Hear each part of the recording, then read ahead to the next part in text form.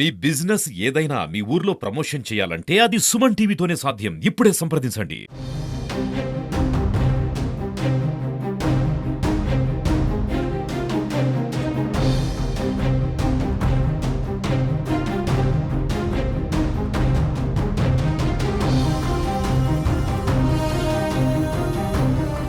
మా అబ్బాయి ప్రణీత్ ఇక్కడ ఎన్ఆర్ఐ కాలేజ్లో చదువుతున్నాడు. ఎన్ఆర్ఐ మెడికల్ కాలేజ్లో చదువుతున్నాడు. నిన్న ఏఓ సార్ నాకు కాల్ చేసి, మా వారికి కాల్ చేసి, మీ అబ్బాయి పైనుంచి దూకేశాడు, హాస్పిటల్లో ఉన్నాడు, వచ్చి చూసుకోండి అని చెప్పారు. ఎందుకండి, దేనివల్ల, ఎందుకు దూకేశాడు, అసలు ఎలా ఉన్నాడు అని అంటే, అవన్నీ మాకు తెలీదు, మీరే వచ్చి చూసుకోండి అని చెప్పేసి పెట్టేశారు ఫోన్. తర్వాత మళ్ళీ మేము 2-3 సార్లు చేసాం, కానీ వాళ్ళైతే ఫోన్ లిఫ్ట్ చేయలేదు ఆయన. సరే, ఇంకా మేము అక్కడి నుంచి బయలుదేరేలోపు ఇక్కడ ఎవరో ఒకళ్ళు చూడాలి కదా అని చెప్పి ఇక్కడ ఉన్న వాళ్ళకి, మా వాళ్ళందరికీ చెప్పాం, వెళ్ళి చూడండి ఎలా ఉన్నాడో అసలు బాబు అని. ఫ్రెండ్స్కి, చుట్టాలకి అందరికీ చెప్పాం. చెప్తే వాళ్ళు వచ్చి చూశారు, కానీ వాళ్ళు మాకు చెప్పలేదు అప్పటికే డెత్ అంట. మాకు మాత్రం వెంటిలేటర్ మీద ఉన్నారు అట్లా చెప్పారు. అసలు ఏం జరిగిందో ఏంటో ఎవరికీ తెలియదు. మేము వచ్చేసరికి, వైజాగ్ వచ్చేసరికి 8:15 అట్లా అయ్యింది. అప్పటి వరకు కూడా ఏ స్టాఫ్ కానీ, డీన్ కానీ, ఎవ్వరు, కాలేజ్ ప్రొఫెసర్స్ కానీ ఎవ్వరు లేరు అక్కడ. ఓన్లీ మా రిలేటివ్స్, స్టూడెంట్స్ మాత్రమే ఉన్నారు ఆ మార్చరీ దగ్గర. వాళ్ళు ఎవ్వరూ రాలేదు, అంత కేర్లెస్నెస్గానే ఉన్నారు. మళ్ళీ నేను వచ్చిన తర్వాత, నేను మార్చరీలో బాబుని చూసిన తర్వాత నేను డీన్ సార్ని రమ్మని అడిగాను, పిలిచాను. పొద్దునుంచి పిలుస్తున్నాం రావట్లేదు అన్నారు. మళ్ళీ వేరే సార్కి చెప్పి పిలవమన్నాం, కానీ ఆయన రాలేదు. పోలీసులు కూడా అడిగారు, రాలేదు. పోలీసులు ఉన్నారు అప్పుడు, వాళ్ళు అడిగినా సరే రాలేదు. వస్తున్నాం, 20 మినిట్స్లో వస్తున్నా, 10 మినిట్స్లో వస్తున్నా అంటున్నాడు, కానీ రాలేదు ఆయన. దాంతో నాకు చాలా బాధగా అనిపించి నేను నిరసన ప్రకటించాను. నేను స్టూడెంట్స్ అందరూ కలిసి నిరసన చేస్తే అప్పుడు 11:40కి వచ్చారు డీన్ సార్. మేము వచ్చింది 8:15కి అయితే ఆయన 11:40కి వచ్చారు. అప్పటిదాకా రాలా. ఆ తర్వాత అసలు జరిగింది 1:30కి.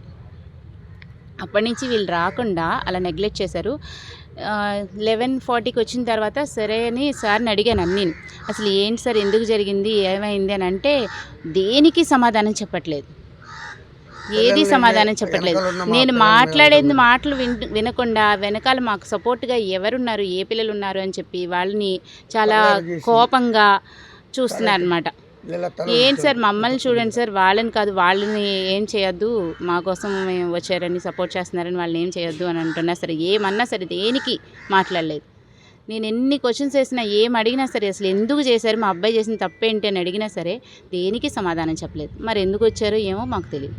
సరే, మీరు చెప్పట్లేదు కదా, వైస్ ప్రిన్సిపల్ సార్నైనా పిలవండి, ఆయనతో ఆయన మాట్లాడతాము అని అంటే, ఆయన పిలుస్తానని ఆయన వెళ్ళిపోతున్నారు. మీరు వెళ్ళిపోతే ఎలాగండి, మీరు ఉండి ఆయన పిలవండి అని అడిగితే ఆయన 12:20కి వచ్చారు, మళ్ళీ నైట్ 12:20కి. అప్పుడు ఆయన వచ్చిన తర్వాత ఆయన అడిగితే, మీ అబ్బాయి స్లిప్ రాస్తూ పట్టుబడ్డాడమ్మా, నేను పేపర్ తీసేసుకున్నాను, సో అందువల్ల అడిగాడు, వచ్చి నాకు ఇచ్చేయండి పేపర్ అని అడిగాడు. ఇవ్వను, నాకు అలా కుదరదు, నేను మళ్ళీ 6 మంత్స్ పోతే పోతుంది, నేను ఇవ్వనని చెప్పాను. అంతే, వెంటనే వెళ్ళి దూకేశాడు అని చెప్పారు. కానీ మాకు తర్వాత ఈ పోలీసులు వాళ్ళందరూ మాకు సపోర్టింగ్గానే ఉన్నారు. మాకు వీడియో ఫుటేజ్ అవి చూపించమని అడిగాము. సీసీ కెమెరా ఫుటేజ్ అవి ఉంటాయి కదా, అవి చూపించమంటే అవి చూపించారు. దాంట్లో దానికి వీళ్ళు చెప్పిన దానికి కొంచెం కూడా పొంతన లేదు. ఈయన డైరెక్ట్గా అంతమంది 80 మంది పిల్లలు ఉంటే డైరెక్ట్గా ఆయన మా అబ్బాయి దగ్గరికి వెళ్ళిపోయి పేపర్ తీసేసుకున్నాడు. అందులో స్లిప్పులు కానీ ఏమీ కనిపించలేదు, మాకు జూమ్ చేసి కూడా చూసాం. పేపర్ తీసేసుకున్నాడు డైరెక్ట్గా.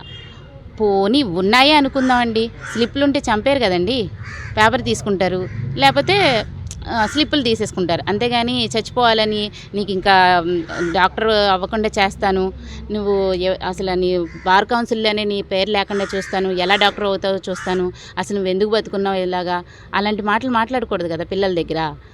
ఒకవేళ ఏదైనా తప్పు చేశాడు అంటే పేరెంట్స్ని ఫోన్ చేసి పిలిచి పేరెంట్స్కి చెప్పాలి. స్లిప్పులు కూడా లేకుండా ఏదో పర్సనల్ గర్జ్ ఉన్నట్టు వెళ్ళి డైరెక్ట్గా అబ్బాయి దగ్గరికి వెళ్ళి పేపర్ తీసేసుకున్నారు.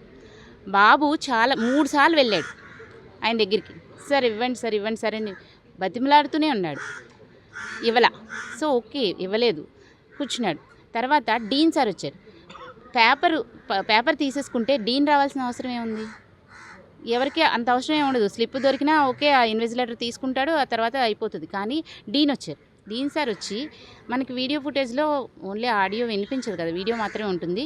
25 మినిట్స్ మాట్లాడాడు. ఏం మాట్లాడాడో తెలియదు ఆయన. కానీ పిల్లలు చెప్పారు మాకు, ఆయన ఇలాగే నీకు ఇంకా లైఫ్ లేకుండా చూస్తాను, నీకు ఇంకా డాక్టర్ ఎలా అవుతావో చూస్తాను, అలాంటి మాటలు మాట్లాడి చాలా ఇబ్బంది పెట్టారు. ఇంకా పర్సనల్గా కూడా చాలా తిట్టారు అని అంట. అందరి ముందు తిట్టేసరికి కొంచెం బాబు కూడా ఇరిటేట్ అయినట్టున్నాడు. అప్పుడు కూడా వెంటనే అవ్వలేదు, వెళ్ళి మళ్ళీ ఆ పేపర్ మీద రాశాడు. క్వశ్చన్ పేపర్ మీద నేను చనిపోతే కనుక, ఒకవేళ నేను చనిపోతే నా చావుకు కారణం ఈ వైస్ ప్రిన్సిపల్ అని రాశాడు. ఆయనే ఫస్ట్ తీసేసుకున్నారు కాబట్టి ఆయన పేరు రాశాడేమో, మనకి తెలీదు. సో ఆయన అది చూశారంట, వైస్ ప్రిన్సిపల్ చూశారు ఆ పేపర్. చూసినప్పుడు అంటే ఆ అబ్బాయికి ఆ ఇంటెన్షన్ ఉంది అని చెప్పి ఆయన జాగ్రత్తగా కేర్ తీసుకుని పట్టుకోవాలి. కానీ పట్టుకోకుండా వదిలేశారు.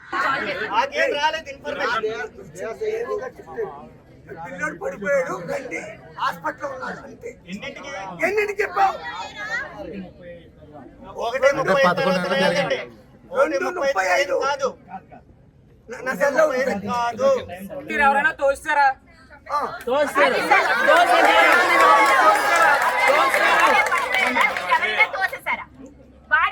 చెప్పండి సార్, మీరు ఉన్నారు కదా, మీరు చెప్పండి. మీరు చెప్పకపోతే ఏమనుకుంటాం మేము?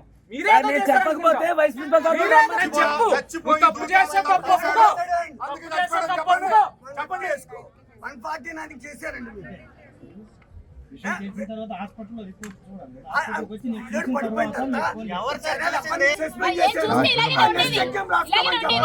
లాస్ట్ మినిట్ మాట్లాడింది వైస్ ప్రిన్సిపల్ రాదా?